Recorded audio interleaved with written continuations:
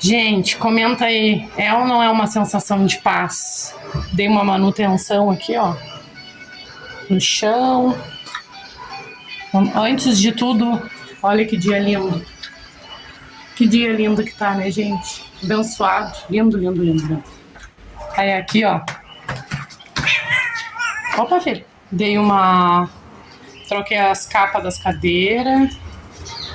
Limpei o chão. Aqui varri. Passei pano. Sofá limpinho.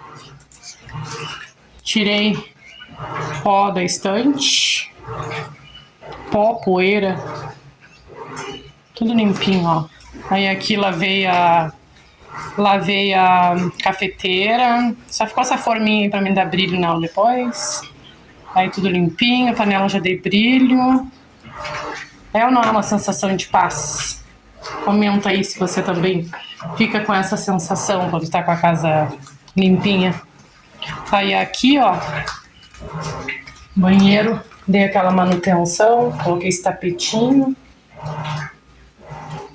Aí tem um tapetinho ali em cima pra guardar.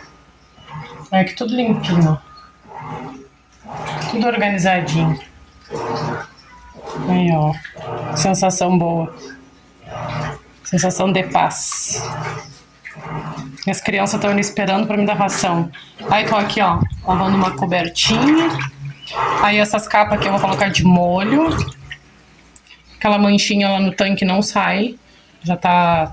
Quando eu vim morar aqui já tinha, e a gente já colocou clorofina, já esfregou e não sai mais.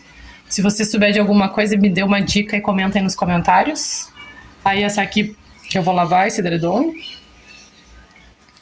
E aí aqui ficou assim, ó, tudo limpinho. Fogão já tá limpinho.